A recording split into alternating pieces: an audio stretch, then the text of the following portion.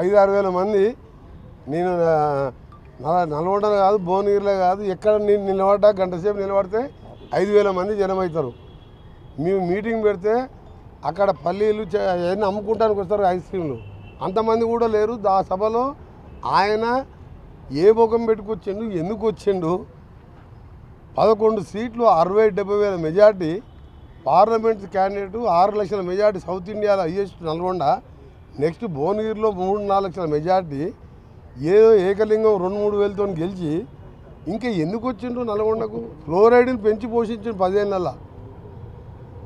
ఇవాళ గంధమల్ల బస్వాపూర్ పైన కొండపోచమ్మ మల్లన్న సాగర్ కట్టుకొని కిందికి కాలువ కూడా ఇచ్చే మానవత్వం లేని మనిషి రూపంలో ఉన్న మృగాలు ఆ ప్రభుత్వంలో పనిచేసిన వాళ్ళు. అలాగే ఎస్ఎల్బిసి సొరంగం 70% పూర్తి చేస్తే 2,000 కోట్లు ఇస్తే 4,000 లక్షల ఎకరాలకు మాకు డెడ్ స్టోరేజ్ శ్రీశైలంకి వెళ్ళి బురద నీళ్ళు ఉన్న మా జిల్లాకు వచ్చి 4 లక్షల ఎకరాలకు ఇరిగేషన్ వచ్చేది ఉండే. శాశ్వతంగా ఫ్లోరైడ్ పరిష్కారం అవుతుండే. సొరంగాన్ని పూర్తి చేయలేదు, బ్రాహ్మణ వేలను పూర్తి చేయలేదు. ఇప్పుడు మేము పూర్తి చేసుకొని కాలువలు తీసుకొని 20 చెరువులు నింపిన అప్పుడే